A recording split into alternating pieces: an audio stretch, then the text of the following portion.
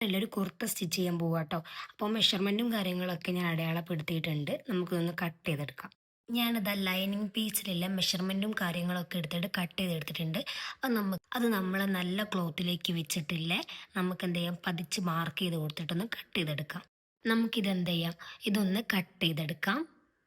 നമ്മളിതാ കട്ട് ചെയ്ത് വെച്ച ഈ നല്ല ക്ലോത്തില്ലേ, അതിൻ്റെ നല്ല ഭാഗത്തേക്ക് നമുക്ക് എന്ത് ചെയ്യാം, ലൈനിങ്ങിൻ്റെ ക്ലോത്ത് എടുത്ത് വെക്കാം.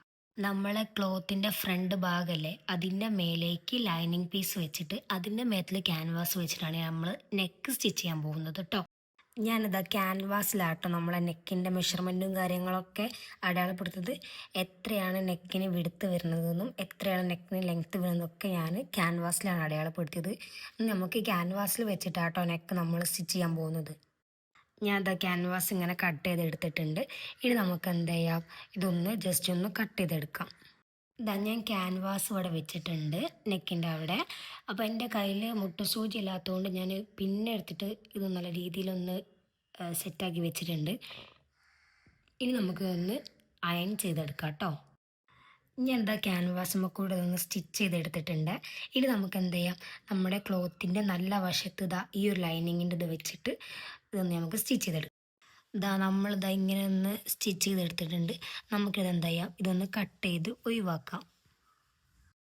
ഈ സൈഡിലൊക്കെ നമുക്ക് ചെറിയ കട്ട് കൊടുക്കാം. ഈ സ്റ്റിച്ച് ചെയ്ത ഭാഗത്തൂടെ കട്ട് വരാതെ നമുക്ക് എന്ത് ചെയ്യാം, ഇതിലിങ്ങനെ ചെറിയ കട്ട് ഇങ്ങനെ കൊടുക്കാം കേട്ടോ. ഈ ഒരു കോർണറിൻ്റെ ഭാഗമില്ലേ, കറക്റ്റ് ഷേപ്പിൽ കിട്ടാൻ വേണ്ടിയിട്ടില്ലേ നമുക്കിതാ ഇതുപോലെ ഒന്ന് മടക്കി രണ്ട് സൈഡൊന്ന് മടക്കിയിട്ട് ആക്കുകയാണെങ്കിൽ നമുക്ക് നല്ല ഷേപ്പിൽ കിട്ടും കേട്ടോ. ഞാൻ കാണിച്ചു തരാം.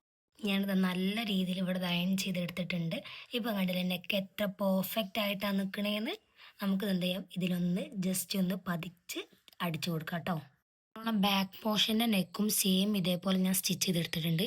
ഇനി നമുക്ക് എന്ത് ചെയ്യാം, ഷോൾഡേഴ്സ് കണക്ട് ചെയ്ത് കൊടുക്കാം.